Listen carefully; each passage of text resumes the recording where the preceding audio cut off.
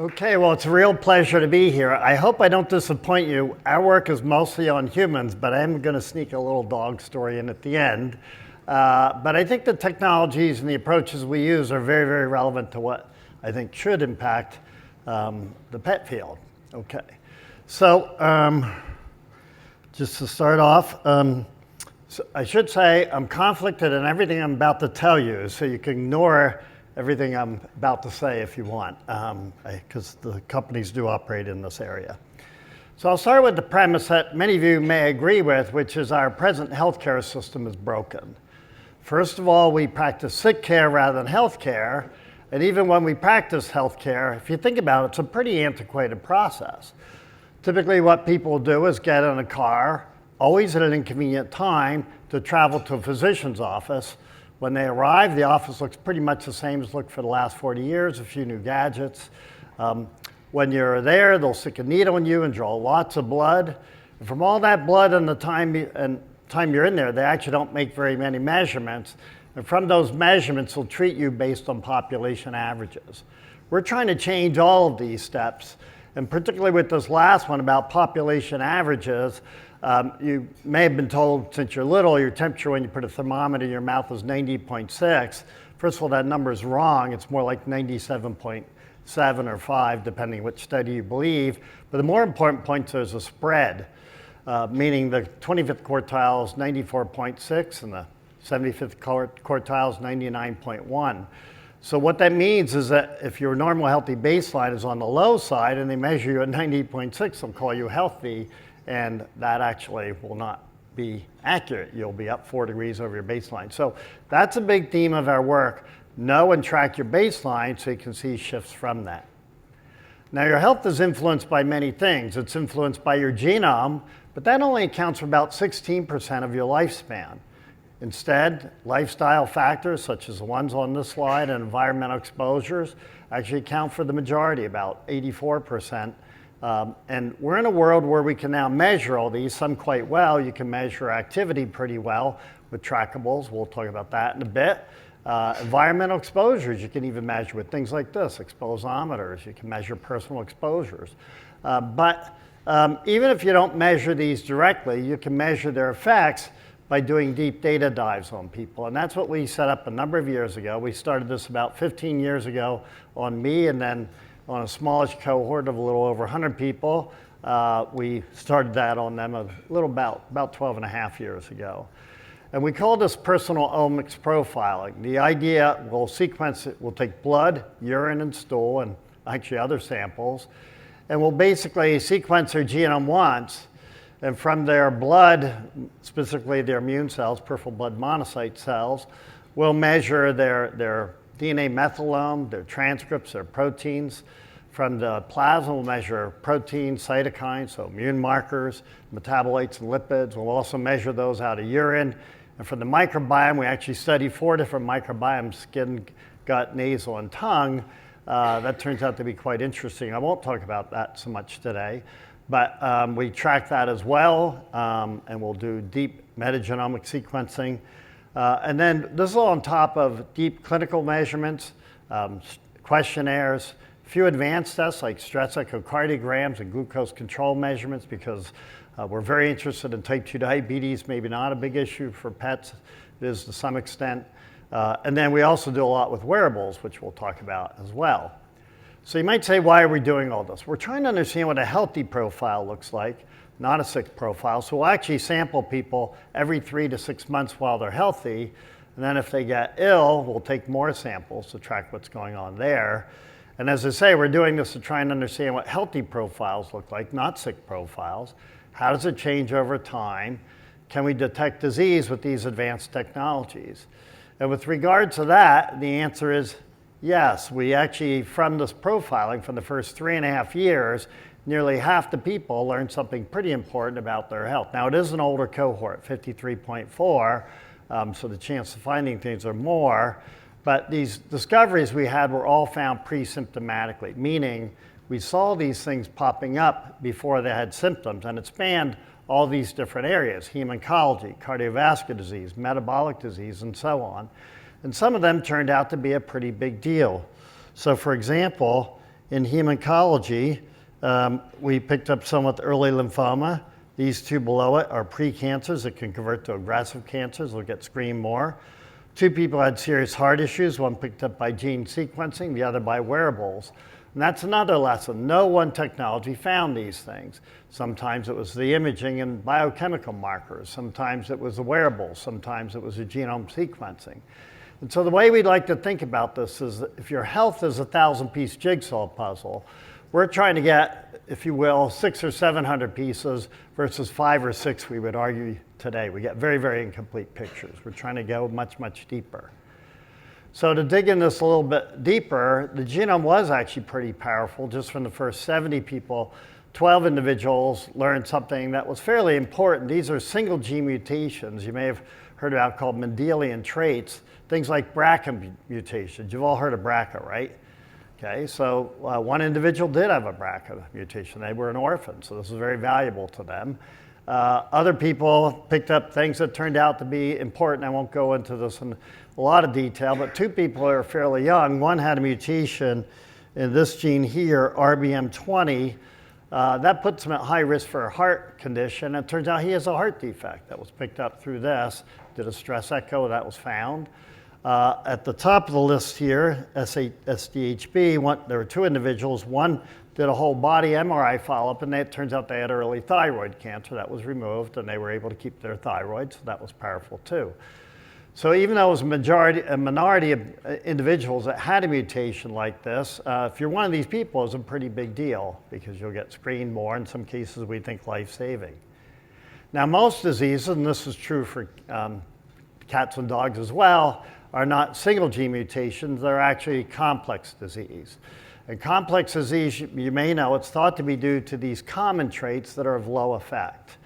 And so what people do is they do these what are called genome-wide association studies, GWAS studies, and they'll take that information and build polygenic risk scores. This may be a little bit jargony, but some of you may use this. And the problem with the polygenic risk scores is they don't work well. But now with these new AI approaches, I won't have time to tell you a lot about this, so this is just summarizing what I said. Single gene mutations are easier to find. Complex disease, again, people build these polygenic risk scores.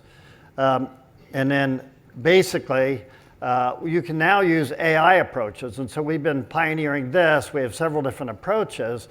AI approaches are very, very powerful because they basically use nonlinear methods to be able to identify genes.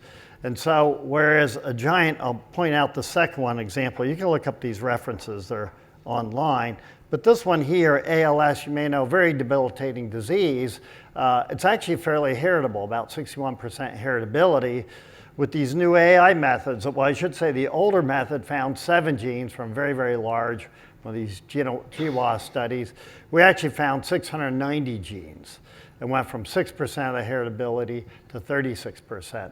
And so we can actually now build predictive models for who will get more severe versus less severe, not for who will get the disease yet. For the top one, AA, we can actually predict with reasonable predictive value who will get the disease, which is a big deal because that one, there is no screening for. People discover they're at risk when they're aorta bursts. That's not a good way to know you're at risk.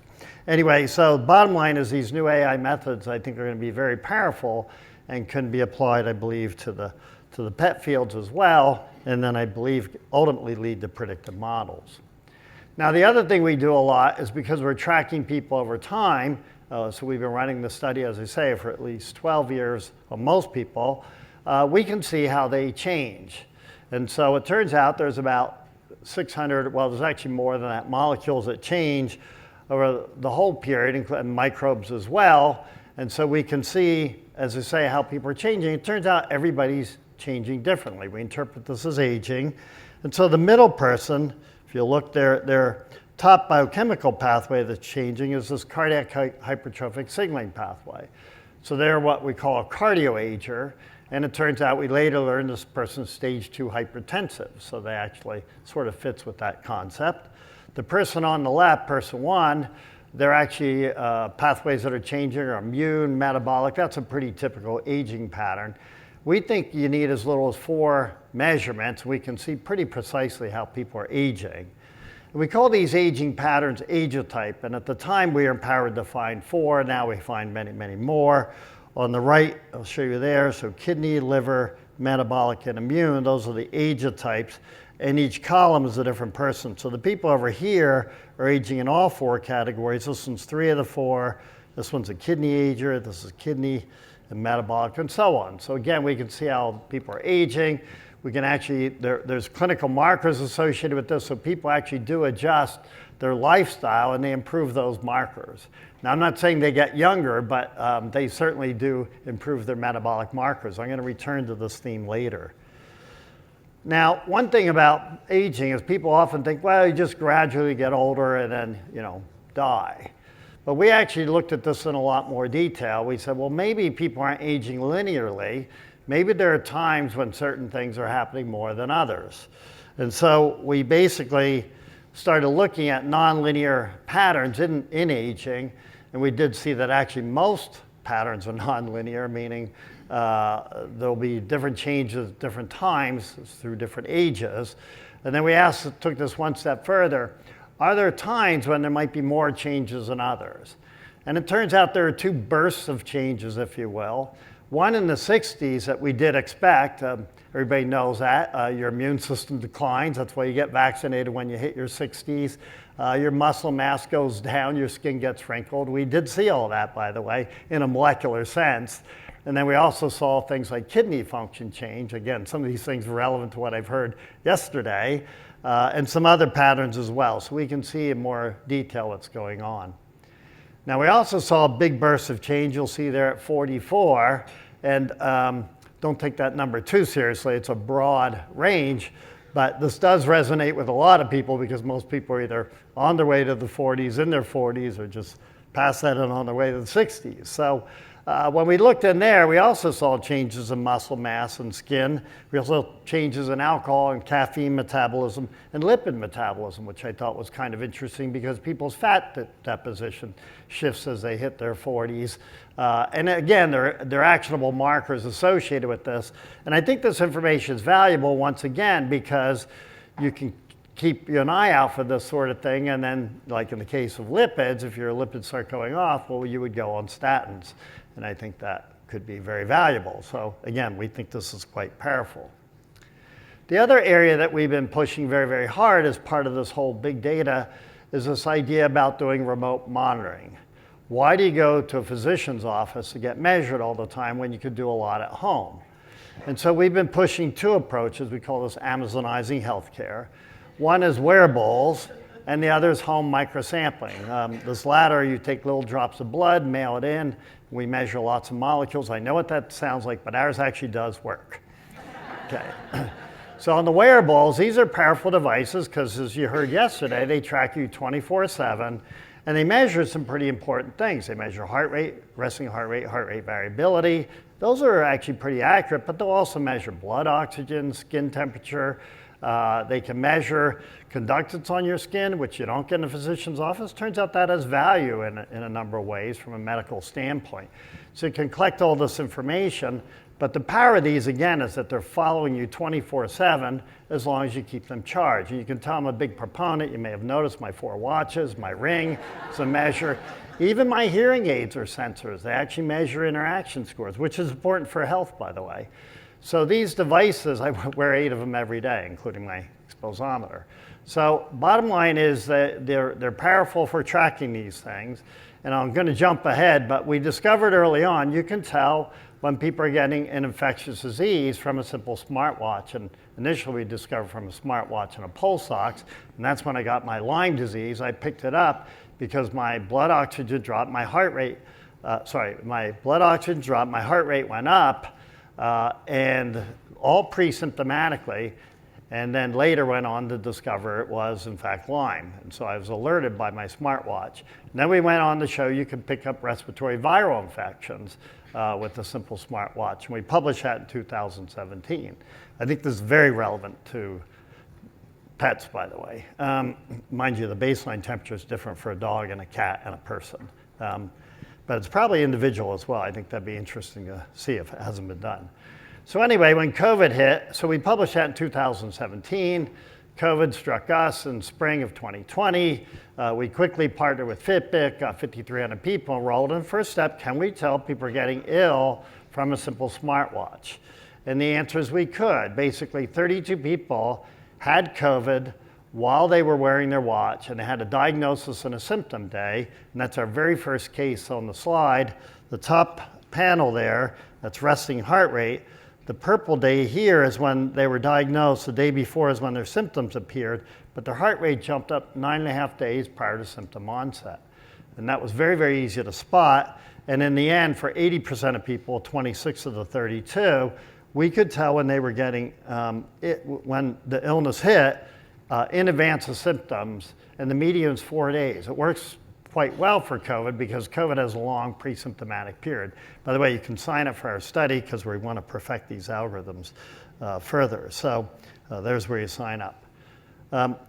We had then went on to build a real-time detection system. Again, I think this is all relevant for pets as well because we basically track people in a circadian fashion. And if you get a jump up in resting heart rate for too high for too long, you get a red alert. Okay, and it works, same number 80% of the time.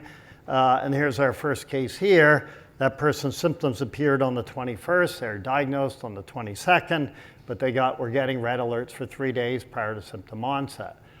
So again, we think this is powerful because then people would self-isolate. I will emphasize that first I'll tell you it's very sensitive. We can pick up asymptomatic cases. Again, relevant for pets because they don't announce when they're ill, as I heard yesterday, and I know from my own. But here's an asymptomatic case that was picked up with Fitbit. They were getting red alerts for 2 weeks prior to diagnosis. Should say this works for Apple, works for Fitbit, it should work for all devices. It's an anomaly detection system. I won't have time to get into this, but it's even more sensitive than antigen test. We think resting heart rate's a very, very sensitive measure of illness. I know people tend to use temperature these days. That's a 300-year-old concept. That doesn't work well for COVID, right? Half the people don't get a fever. So we should be thinking about new methods. Now, resting heart rate has its limitations. It's more of a stressor than necessarily a sign of infectious disease. And in fact, for our red alerts, the number one trigger of red alerts is workplace stress. So it's a mental health detector as well. And we're actually taking advantage of it. That's why I want more people in the study because I know we can tell from these smartwatches the difference between mental health stress and respiratory viral infections. I already know we can tell bacterial versus viral. Okay, so anyway, we're pushing that a lot harder. I think this is the tip of the iceberg, and listening to talks yesterday, I think this fits in nicely. Smartwatches measure a lot of stuff. They're shining light into your blood, so they're measuring your hemoglobin, they're measuring oxygenated hemoglobin. And you, once again, use machine learning and see if you can capture clinical grade measurements or clinical measurements, I should say, from a simple smartwatch. And the answer is you can. So this is with a 2016 watch. We could pick up hematocrit, red blood cell count, hemoglobin levels. Very useful for anemia and hydration, which I think is very relevant to yesterday's talks.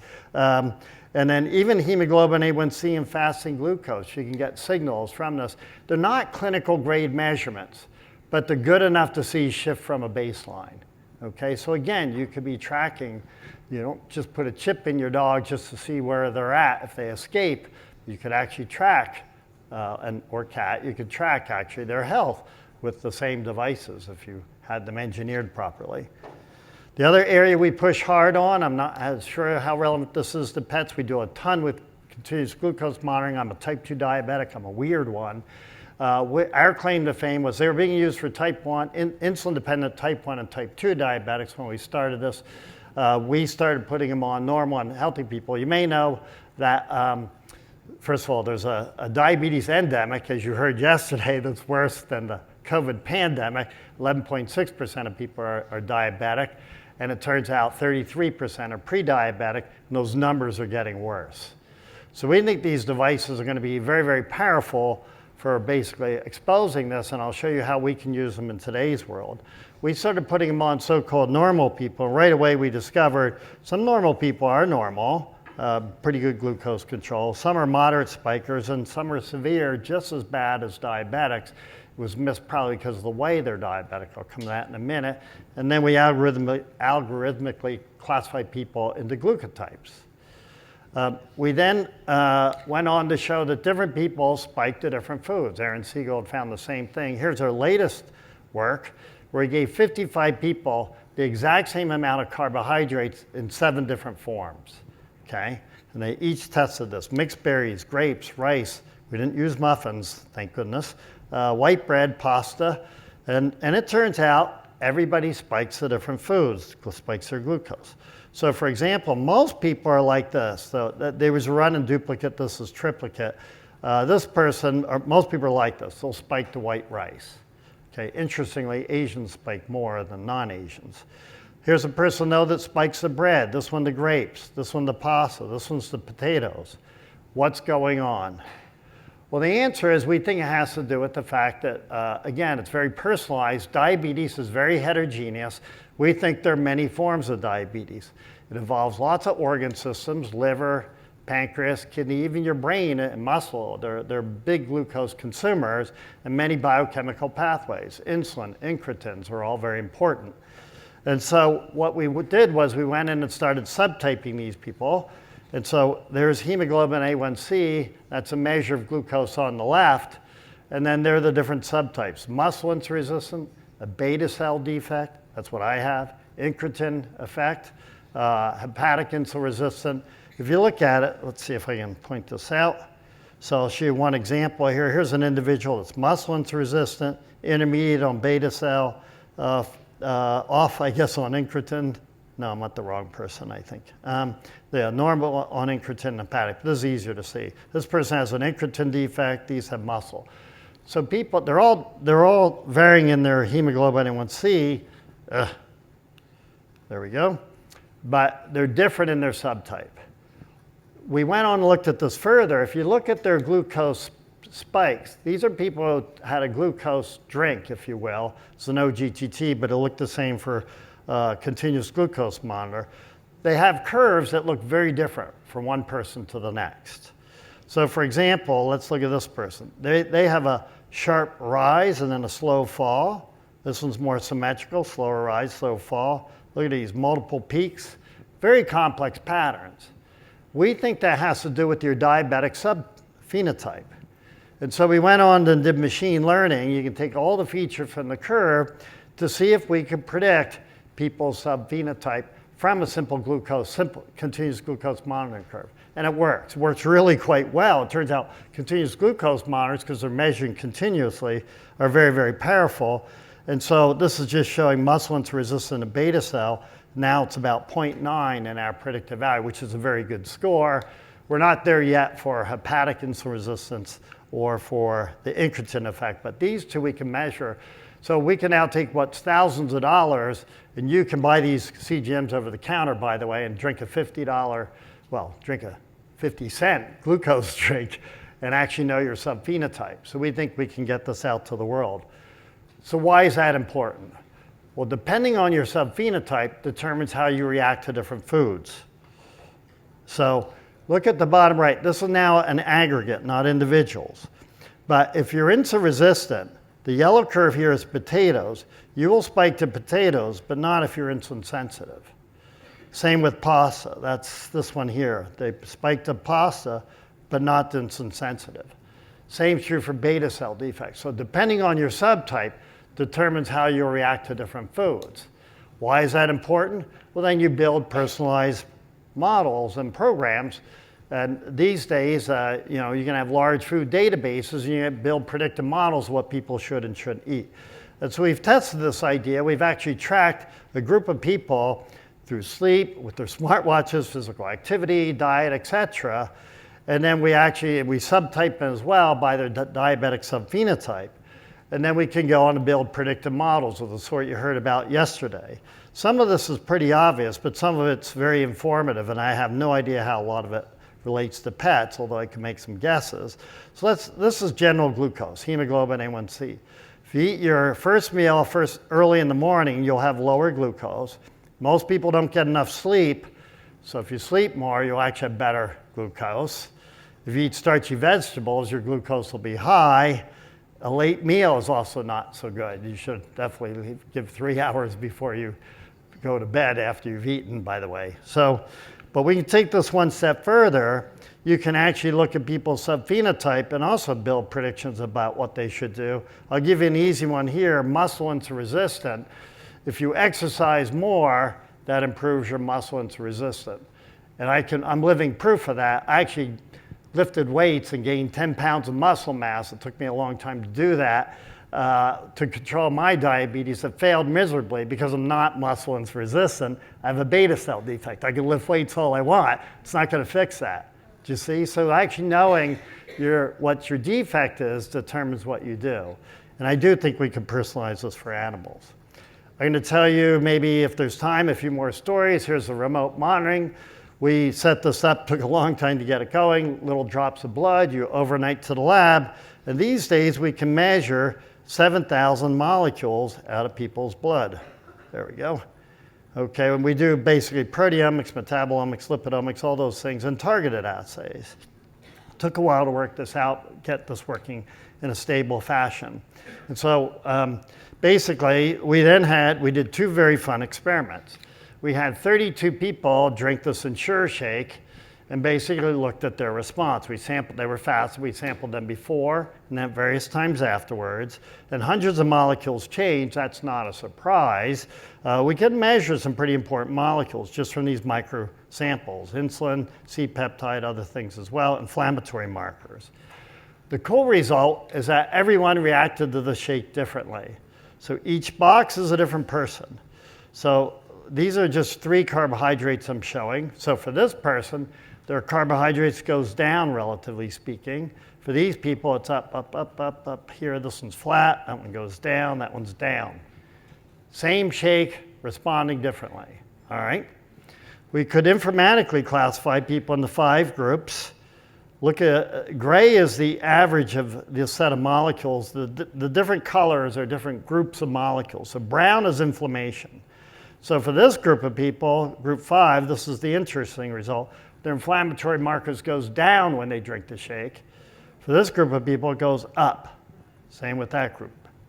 Same shake, pro-inflammatory on some, anti-inflammatory on others, right? We're all different. I have no idea how this relates to dogs and cats, but I imagine they're pretty different, so I can easily envision a similar scenario as well, and we can measure it with these simple micro-sampling assays. And by the way, for people, 10% of people have irritable bowel syndrome, and most have no idea what's causing it, but you could easily measure it with this kind of an assay. We've taken this one step further. We had one person give a sample every hour for 7 straight days during waking hours while wearing a CGM and a smartwatch and food tracking, etc. And the idea is to try and correlate people's physiology and biochemistry with the activity and things they do. And it's not a surprise. We can find thousands of associations. I'll just show you a few here. Here's heart rate, glucose, steps. Magenta here is the cytokine, so immune markers. These are, let's see, that one is lipids, and green is metabolites.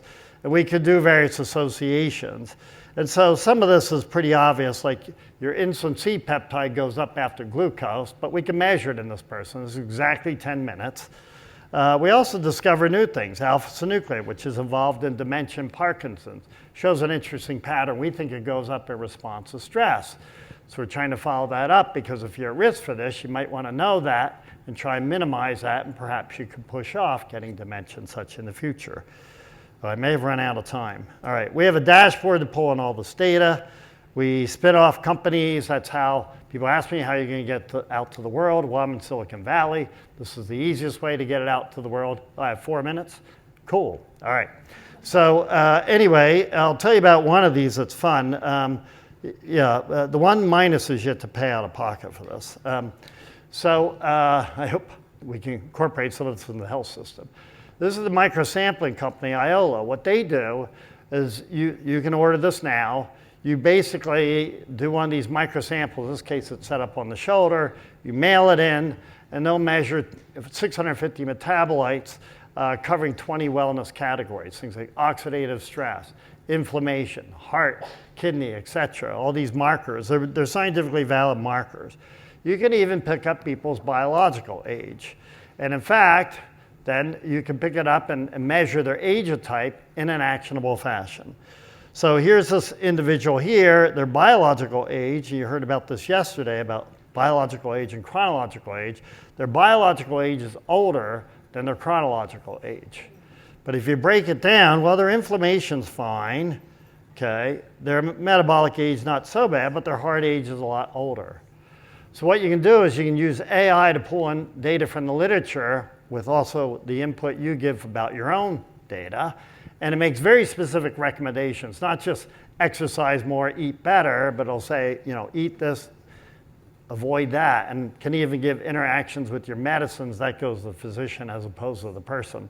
But the point is you can actually make very, very specific recommendations using, once again, AI. So I'm going to tell you the dog story here. Everything I've been telling you has been trying to extend people's health span. But I'm a believer we should be able to engineer people to live forever. And there you'll need engineering, and there'll have to be certain tricks used to do this.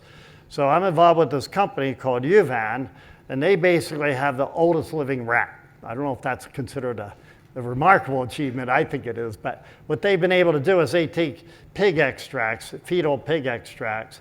You may have heard of this about plasma transfer extending longevity. It's now been reproduced in many ways. They do it with a pig extract, stick it into rodents, and they can get them to live longer, and they're stronger and all that stuff. I won't go through that, but this is where here. They just started their dog studies. So this is their first dog, where they basically do this case they're using horse extracts, young horses, and you basically do these injections pretty frequently, and then you can measure all various parameters. And they did this on an old beagle, a 9-year-old beagle. They have 2 other dogs in progress here. And at least at some level, this is working, meaning they can get reduced IL-6, which you may know goes up with age. So that's an inflammatory marker. And then I won't have time to go through this, but you actually get improvement in lots of markers that you'd like to see improvements on, like triglycerides, as I recall, is one. Things on the left, like the liver enzymes here. And some of these, they're statistically significant for many of these, bile acids and such. So it's actually showing some improvement. Now, I know it's only one animal, but I want to seed you with the idea because I do think there's a number of companies out there with different approaches. This is just one that's using the fetal extracts, and I think ultimately this will be things people will be asking for from you guys, because all this stuff's going to get tested in dogs and cats first before it goes into humans. All right, so anyway, I won't go through this, but basically we're big fans of deep data and profiling and keeping people healthy by using deep data. I'm also a big fan of wearables, as you can tell, and microsampling we think will be powerful. And I have an amazing team, and because we're out of time, I'll wrap up here, but this is the people who actually did the work, and if we have time, I'll take a question or two. Okay.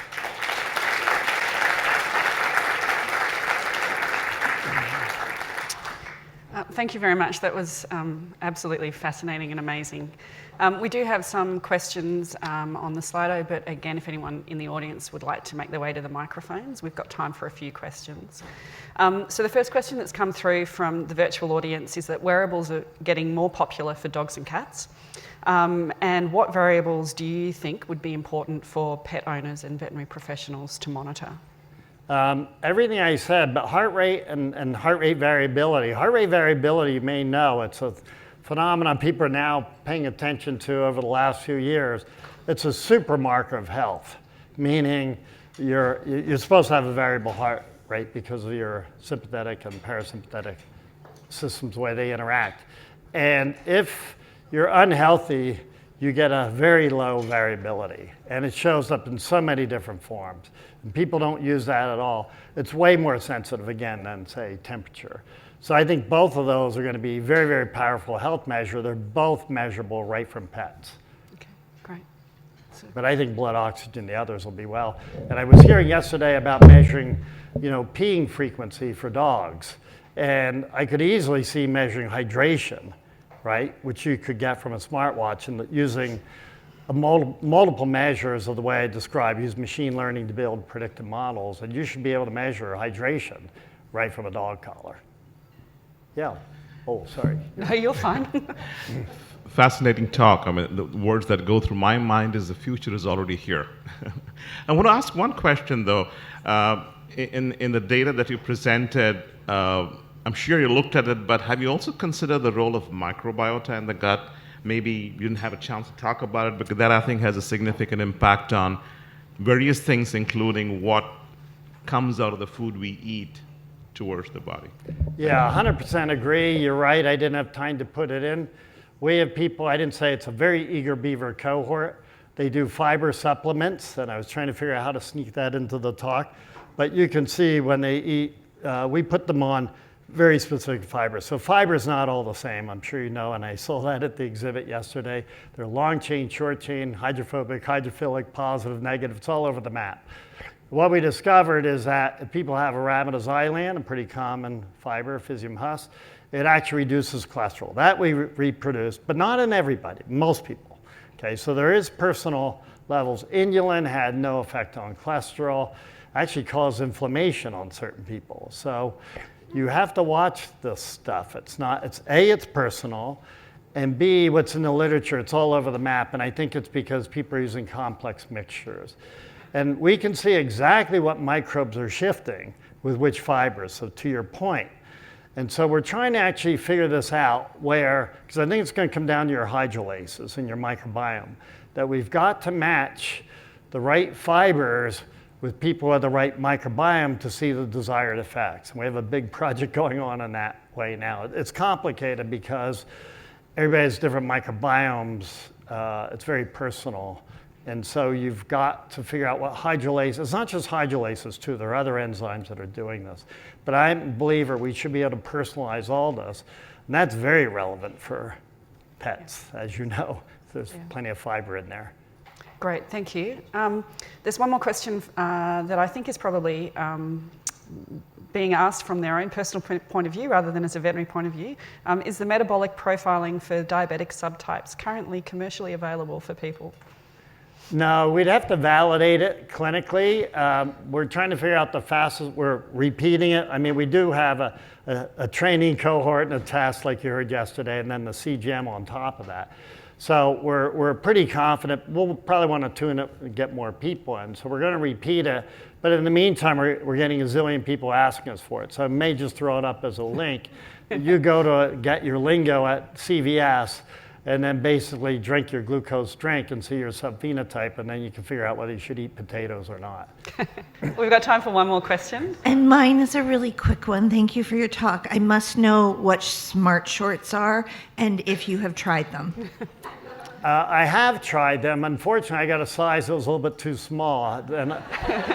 So they were very uncomfortable. I think they're probably fine. It's just that they're not as convenient as, say, rings. I think the pet community, you guys have it all over people, although I think you could do it for kids, put implantables in people because you can measure both biochemistry and physiology. As long as you keep them charged. And the ways of keeping things charged you may know now without having to plug them in all the time. So, in fact, you use the motion of the animal. So I think that's probably a better way to go than smart shorts for your dog. But I don't know. Yeah. All right. Again, thank you so much for a fascinating talk, Professor Snyder.